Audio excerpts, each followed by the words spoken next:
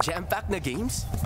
Sa Arena Plus, mapapanood mo na ang favorite sports mo anywhere, anytime.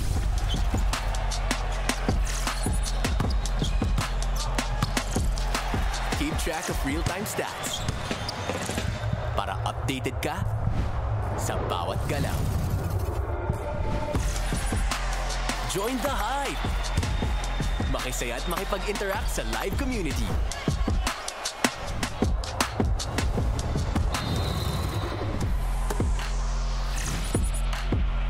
Suportahan ang iyong favorite team and go all in!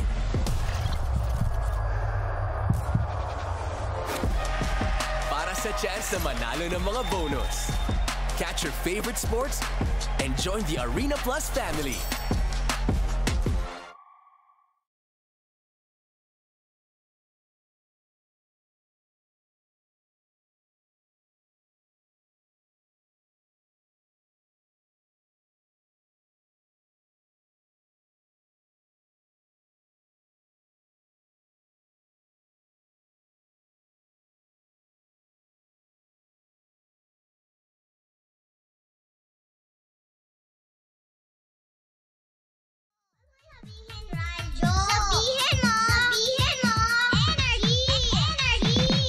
Sa Arena Plus, mapapanood mo na ang favorite sports mo anywhere, anytime.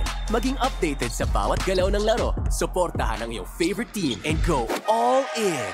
Join the Philippines' best sportsbook at arenaplus.ph. Awarded by Sigma Awards 2025. For more information, visit www.pagcor.ph/regulatory or email keepitfun@pagcor.ph. Gaming for 21 years old and above only. Game responsibly. Keep it fun. Sama-sama sa Arena. Visit arenaplus.ph for more information. Arena Plus. Chika sa Arena!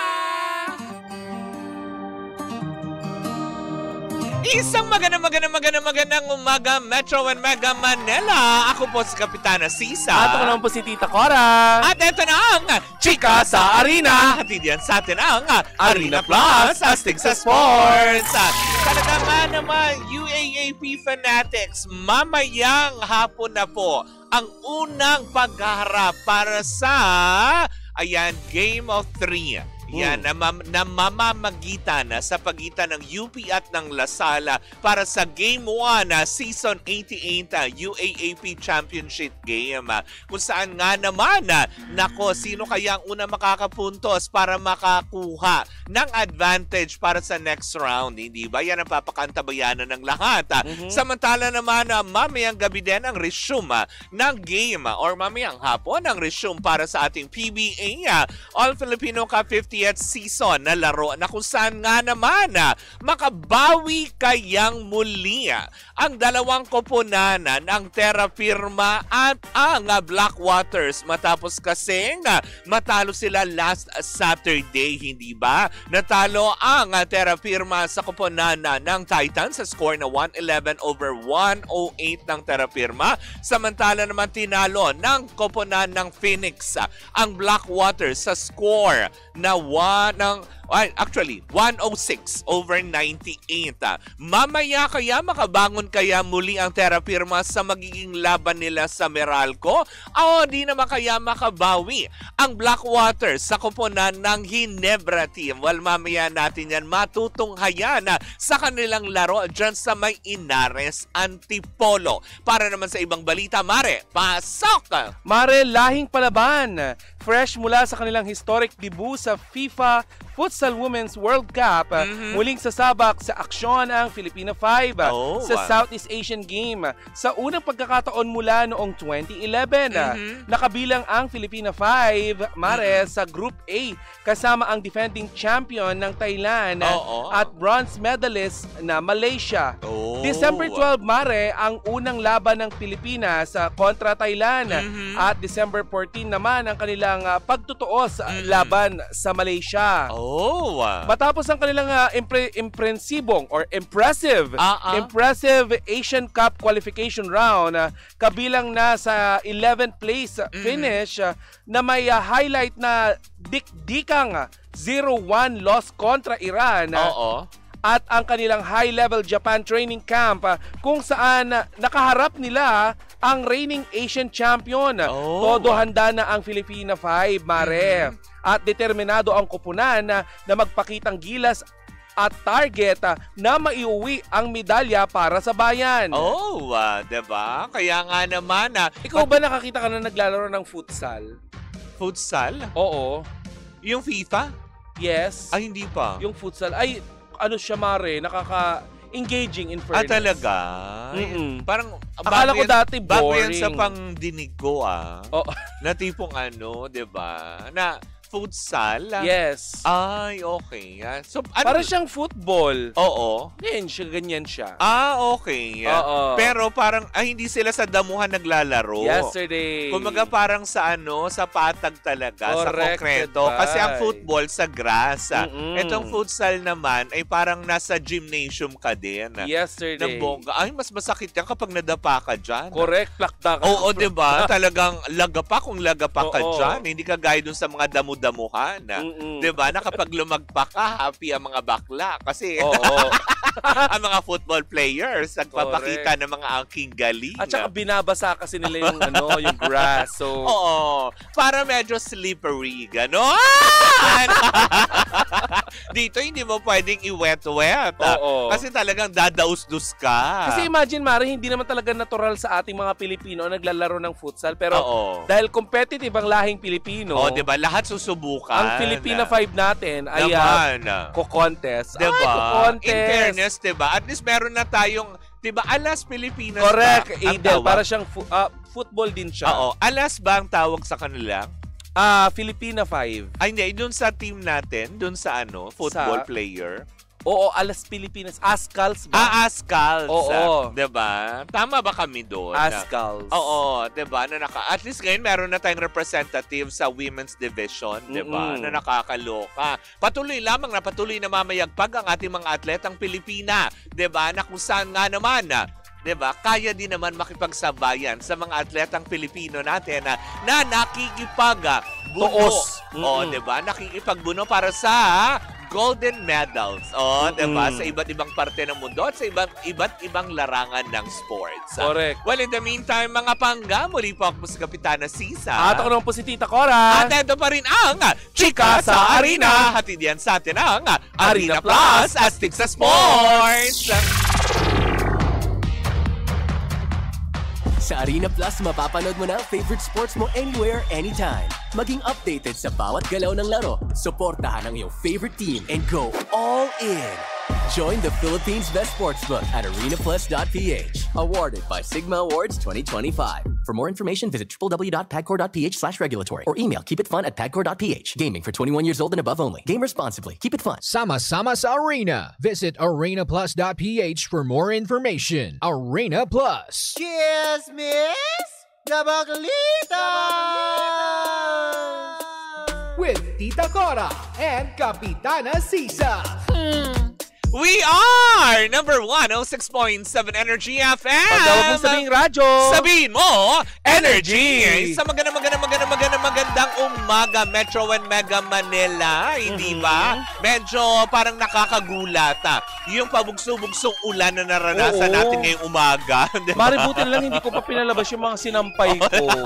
Dahil kung hindi lalaban ulit. Uy, ngayon ko pinapalakpakan ang umimbento or nag-imbento ng fabric conditioner. Ang laking tulong talaga niya, Mare. Akala ko ng dryer. Hindi, yung dryer 80% lang naman ang niya eh. Papahanginan mo na lang yun. Yes. Tapos, alam mo yun, may daot ka pang kapitbahay na magluluto ng galunggong. Bakit nga ganun siyang amin? Hindi si siyang amin. Diba?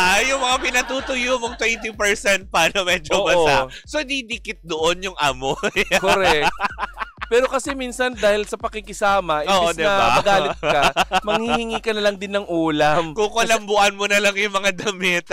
Penging galunggong Oo. Lalabang ko to ulit.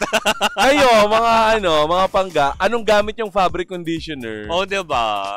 Pero in fairness, kasi ngayon talaga, tama ka nga doon, diba? Nakakatulong din talaga yung mga fabric conditioner. Ang laking tulong niya, Mare, lalo na pag yung amoy kulob. Oo. Wow! Pwede mo dito ipasok kapag baka naman sa mga brands. Lalo na pag amoy kulob. Sa mga taga-Unilever. Oo, Hello po ano sa nga inyo. ba ang pwedeng di ba? Ay, nako. But anyway, sa magandang umaga pa rin po sa inyong lahat. Pag ganito medyo, alam mo yun, malamig ang weather, medyo naboboard ang mga tao, hindi ba, Mare? Kaya nga naman, kung ako naman din sa inyo, kung hilig nyo lang din naman mag-tong-its at iba pa, well, tara na sa Game Zone. Fun believable sa Game Zone dahil you can play real tong-its with real people for free. May chance ka rin pwede makasplit over 34 million pesos ng papremyo at makakuha ng daily cash prize na worth 14,640 pesos. Grabe, ang laki naman yan, Mare. Truly. At alam mo ba na makukuhang cash credit ay pwede mo rin gamitin panlaro sa kahit anong game. Oh, wow. Oo, at pwede rin itong i-cash out. O may dalawang event araw-araw, Mare. G ka na ba? Ay, G. Naka-visit gzone.ph sa kanilang social media account sa Facebook, Instagram at TikTok na may username na @TaraGameZone. Kung G ka na sa tong-its, Tara Game Zone. Tandaan dapat ang gaming fun lang.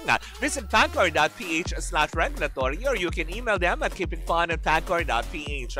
Promo runs from January 1 to December 31, 2025. EGLD reference number MKTG 2024-2564. Tandaan pang Gana Gaming is for 21 years old and above only. Gambling can be addictive and learn when to stop. Tama! Ay, Mare, batiin lang natin ang ating listener ngayon na si Mamang Yoyoy at ang kanyang kaibigan na si Yeye Edgar Cruz ng happy birthday! Happy birthday! Happy birthday! Happy birthday sa'yo! Kuya Robert at Ayan. siyang Ami, hello, magandang Correct, umaga. hindi ba? Magandang umaga sa mga taga-Pandakan, Maynila. O, diba? Na nakakaloka. Mario Palmera, Russell T. Vargas, hello sa inyong Lahat lahat. pa rin po ng mga nakikinig sa atin na ba, pwede mo pa rin syempre kaming i-text din kung saan ka mang panig ng Metro and Mega Manila, diba? Para maipaabot ang iyong mensahe sa ating text line na 0945-367-8792. Ulitin ko ang ating text line na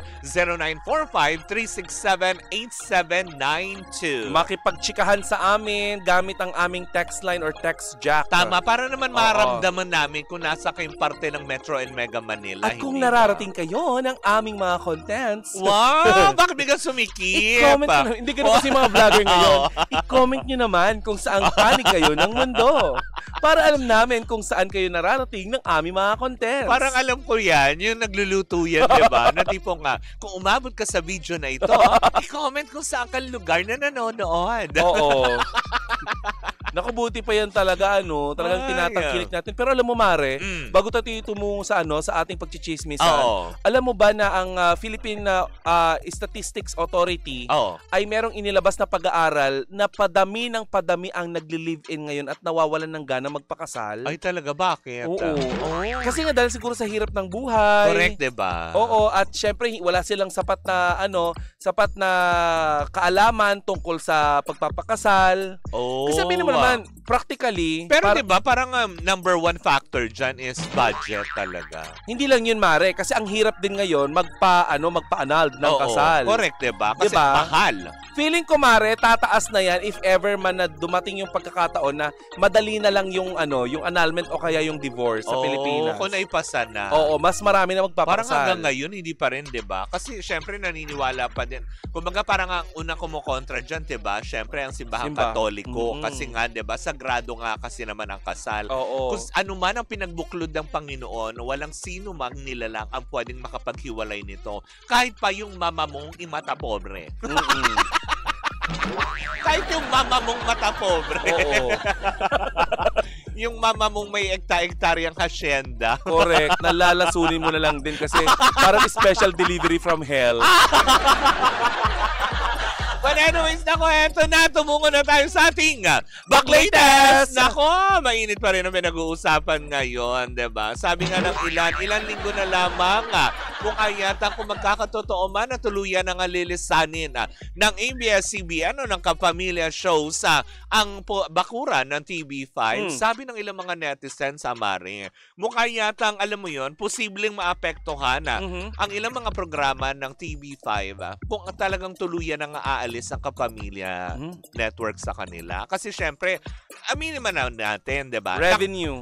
Bukod sa revenue, nakapagdala din sila ng mga viewers. Yes. Diba? Na kung saan nga naman doon ipinilalabas. Kasi diba, kasi sabi nga ng ilang mga netizen, Mare, tignan mo na lang yung mga ibang umalis dati sa Kapamilya Network na lumipat sa kanila. Bakit nagbabalikan sa kanila? Correct. Diba? Kung nakakita ng greener pastures sa kanila. Wow, baka? Hindi. Ibig sabihin, yung baga greener pasture is kung yung opportunity ba, mas lumawak ba yung reach na ganito. Although hindi naman natin ini-small ng TV5, it's a respectable and kumbaga it's a big network. Diba? That caters entertainment big. Gano. Sa laki ng bola nila dyan sa Mandaluyong. Yung bilog na nasa labas, diba?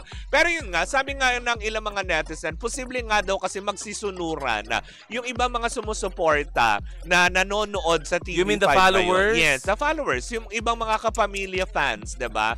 Na kumaga nakasanayan ng panoorin yung ilang mga shows sa TV5 na nagdadala din naman ng ratings sa kanilang network na posible nga ba na tipong magkaroon ng epekto ito sakaling nga matuloy na umalis. Kasi nga, the design is very Itbulaga. Yes, diba? Na parang sa Showtime, diba? Ganyan-ganyan. Na parang sabi nga ng ilan nung una kasi talaga nga naman naramdaman din naman nila. Although may mga sumusuporta naman din sa Kapatid Network, diba? Let's face it, totoo naman. Kaya lang mas nadagdagan nung, alam mo yun, umapak ang Showtime sa kanila. Diba? Nung naging, alam mo yun, naging parte ng TV5 ang Showtime. Kaya lang, for a very short time, na napunta sa GTV, na naging advantage sa part ng GMA7. Kung kahit from GTV, napunta sa Free TV Channel 7. Diba? Na naging noontime show. Diba? Pero nakakaloka niyan, Mare, kung sakasakali man, yung cancel culture ang nakakatakot dyan. Ay, alam mo naman sa social media ngayon. Oo. Kasi yung diba? ipapalit sa mga shows na mawawala sa TV5. Yun ang pinangangambahan ng ilang mga netizen na mag-click kaya ito, lalo pa diba meron silang nilolaunch ng mga bagong proyekto sa darating na 2026. Manganib kaya dito ang A Secret of Prague ni Andrea Brillantes at Enrique Hill na alam naman natin parehas na produkto ng Star Magic. Diba? Na ngayon ay nasa poder na ng Media Quest. Tanong dyan, Mare, kung sakali magkahetot-hetot yan, Mare.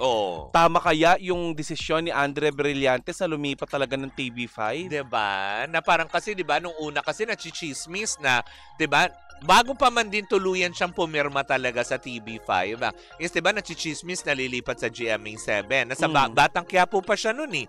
Diba? Nachichismis na doon nga daw ang kanyang tungo sa bakuran ng Kapuso. Pero nagulat na lang din tayo, sa bilog-bilog pala tayo napunta. Pero Mare, alam mo, isa pa sa mga bagay na talagang tinitignan natin ngayon. May mga nagko-comment sa ating kahapon na humihina daw yung signal ng TV5. Diba?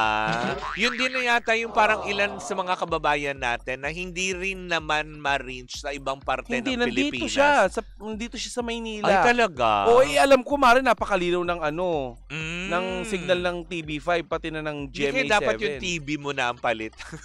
Oo nga. Baka 58 inches yan, pero turtle back. Tapos black and white. Baka naman yung TV mo na ang may problema, hindi na yung network. Oo. Kasi nag-upgrade din tayo ng TV. Mura na lang dyan sa may raon. At saka 120 kasi yan. Sinaksak mo. May mga merong mura dyan sa may raon na mga flat screen. Pero hindi smart. Mas smart ka sa TV mo. Gusto ko yun yung mas smart ka ba sa TV mo? Oo, mas marunong ka sa TV mo. Ay, naku, nakakaloka. Pero yun nga, diba? Kasi nga, parang, syempre, wala pa rin naman final na desisyon. Kumaga, it's a termination notice. Parang itong parang Meralco. Kaya nga. Nakakaloka, Marme, pagtasa naman ng kuryente ngayon. Diba? Nakakaloka. Bakit ka kayo ganyan, Meralco? Pag di Disyembre, buti na lang pagdating ng gabi, medyo malamig-lamig, diba? Oo. Pinainit niyo ang ulo ni Bibian kasi pinalitan niyo yung kontador nila ng kuryente load. Hindi siya marunong mag-load, bigla sila naubusan ng kuryente. Namamatay bigla. Oo, ang lutuan nila, Mare, di kuryente. Ay, talaga? Nahilaw yung kanin. So, ibig sabihin, malakas kumonsumo yung mga di kuryente nilang lutuan. Hindi yun, Mare. Kasi, Mare, may mga pagkakataon, syempre may mga seniors na tayo sa bahay. Pag pinalitan ng kuryente load yun at yung mga anak nila nasa trabaho, paano kapag biglang naubos yung kuryente. Advantage ba yun o disadvantage? Well, actually, Mare, advantage sa ating mga Gen Z, sa mga nakababata. Kasi namomonitor natin yung konsumo natin. Ano, very Gen Z smart. ka, millennial ka, ha? I'm just 18. Wag mo. 1898 Wag mo Gen Z yung sarili mo, millennial ka. Hindi, sa ating mga young Tinawag mo nga ako people. kahapong boy bawang. Sa ating mga young people. Ano ba? Hindi. Hindi ko matanggap kasi yun eh. Sa aming mga Gen Z, wow, uy, millennial ka. Ay, oo. Diba? Sa ating mga nakakatanda na medyo bata mag-isip, okay na.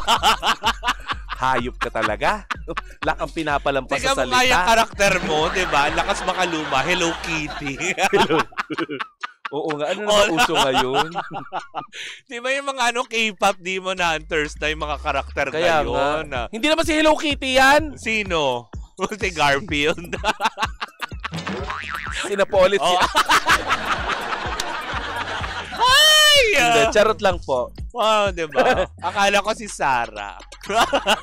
Biskaya. Hindi. Inirekomenda siya ikulong dahi. Uy, sinukunan niya yung sarili niya sa NBI. Talaga? Inunahan. Tsaka parang pumayat. Talaga? Na-over sa sugar, kaka-coke. Lagyan shirataki. Isinabay sa kanin yung shirataki. Ay, isinabay sa coke yung shirataki rice. Biko yarn! Kaya na ba?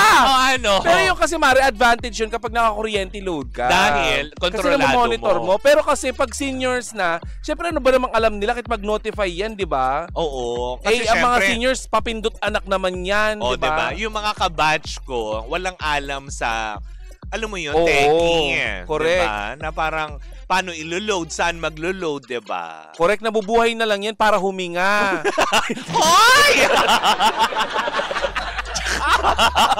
Tsaka para umasa sa sahod ng Grabe. anak.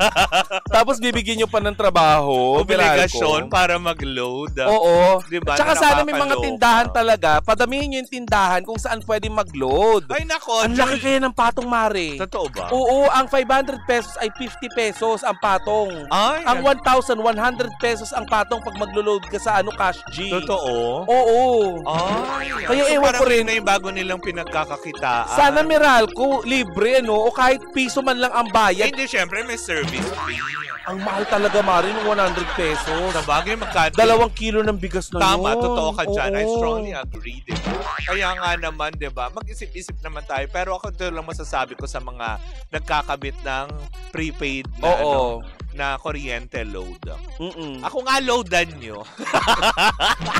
Kaya tuloy nagagalit si Julius na Meralco. Mawawalan sila ng workiting. Oo. Julius, ako nga loadan mo.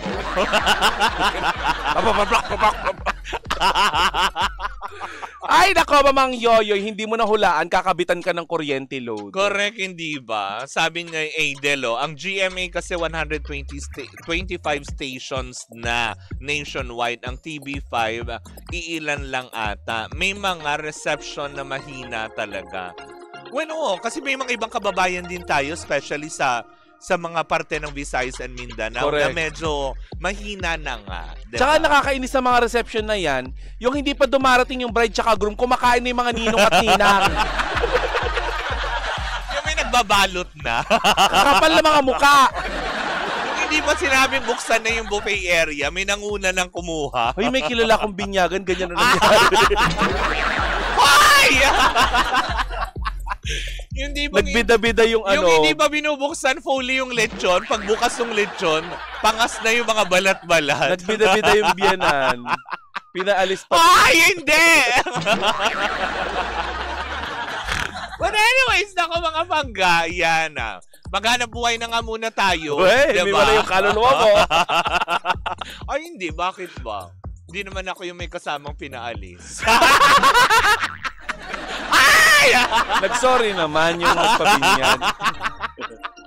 But anyways, nako mga bangga, yan po muna ang ating unang chikahan on the first hour ng programa Baklitas. Muli po ako po si Kapitana Sisa. At ako naman po si Tita Cora. At tuloy-tuloy pa rin po ang ating tugtugan. Siyempre, dito po lamang yan sa number 106.7 Energy FM. Pagkawag mong sabihin radyo. Sabihin mo, Energy!